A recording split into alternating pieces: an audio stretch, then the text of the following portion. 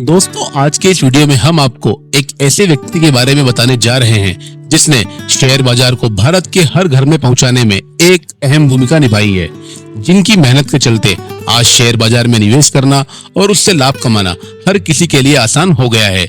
तो चलिए शुरू करते हैं आज का ये वीडियो। दोस्तों, वीडियो शुरू करने से पहले आपसे रिक्वेस्ट है कि हमारे चैनल को सब्सक्राइब करना ना भूलें। दोस्तों, शेयर बाजार का नाम आते ही हमें मोटा पैसा दिखता है, लेकिन शेयर बाजार से मोटा पैसा कमाने वाले लोगों में सिर्फ चंद नाम है, क्योंकि इस मार्केट में पैसा कमाना हर किसी के बस की बात नहीं है। जब भी बाजार के बिग बुल का जिक्र होता है तो राकेश झुनझुनवाला, राधा किशन दामानी, विजय केडिया, आशीष कोचलिया, डोली खन्ना समेत कई नाम सामने आते हैं। आज की इस वीडियो में हम आपको एक ऐसे शख्स के बारे में बताएंगे जिसे अपना पारिवारिक बिजनेस पसंद नहीं आया। कुछ अलग हटकर करने की चाहत में शेयर बाजार में उन्होंने अपनी किस्मत को आजमाया, लेकिन ब्रोकिंग बिजनेस में, ना कि ट्रेडिंग में। दोस्तों, हम बात कर रहे हैं देश की दिग्गज ब्रोकिंग कंपनी एंजल वन के फाउंडर दिनेश ठक्कर की। सिर्फ 12वीं पास करने के बाद दिनेश ठक्कर फाइनेंशियल सेक्टर में उतर गए और ऐसा काम किया कि आज देश के स्टॉक ब्रोकिंग इंडस्ट्री में बड़ा नाम बन गए हैं। दोस्तों, दिनेश ठक्कर मुंबई के रहने वाले हैं, जहां उनके परिवार का अच्छा खासा कपड़े का व्यवसाय रहा है, इसलिए बिजनेस के गुण उन्हें अपनी विरासत में मिले हैं। अपने एक इंटरव्यू में उन्होंने कहा कि मेरी पारिवारिक पृष्ठभूमि ने मुझे स्वतंत्र रूप से काम करने के लिए प्रोत्साहित किया। मैंने कभी नौकरी करने के बारे में नहीं सोचा। बचपन से ही बिजनेस से जुड़ाव के चलते मैं व्यापार के मूल सिद्धांतों को जानता और समझता था।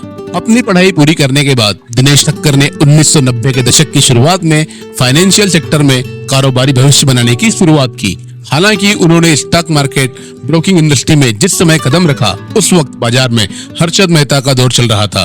फिर भी शुरुआत अच्छी रही, लेकिन 1992 में हर्षद मेहता घोटाले के बाद दिनेश ठक्कर के ब्रोकरेज व्यवसाय को बड़ा झटका लगा। इस दौरान उनकी दिलचस्पी रियल एस्टेट उद्योग में बढ़ी और उन्होंने प्रीमियम प्रॉपर्टीज में निवेश करना शुरू कर दिया।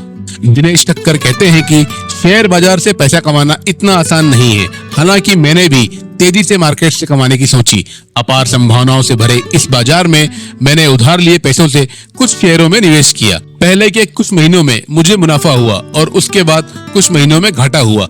तब मुझे एहसास हुआ कि ट्रेडिंग एक मुश्किल जॉब है और अगर मुझे जीतना है तो और अधिक जानकारी और बेहतर ट्रेडिंग टूल की आवश्यकता होगी।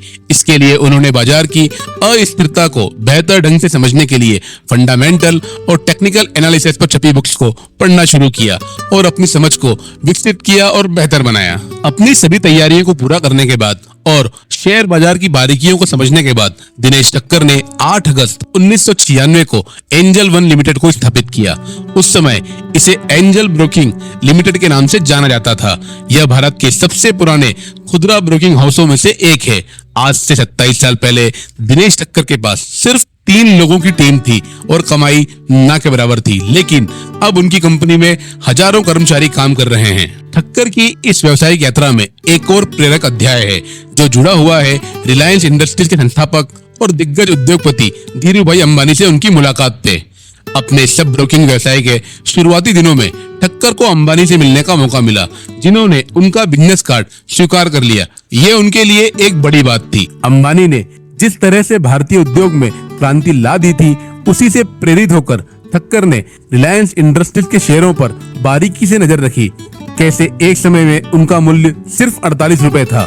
इस अनुभव ने ठक्कर पर एक अमिट छाप छोड़ी, जिसने उन्हें अपना खुद का एक प्रभावशाली व्यवसाय बनाने के लिए प्रेरित किया। आज ठक्कर के नेतृत्व में angel broking angel one limited बन गई है, जो मार्च 2024 तक 25,000 करोड़ रुपए से अधिक के बाजार पूंजीकरण के साथ एक वित्तीय पावर हाउस है। कंपनी की सफलता ठक्कर की विकास की निरंतर खोज, बदलते समय के साथ तालमेल बिठाने में उनकी दूरदर्शिता और वित्तीय सेवाओं को सभी के लिए सुलभ बनाने की उनकी प्रतिबद्धता को दर्शाती है।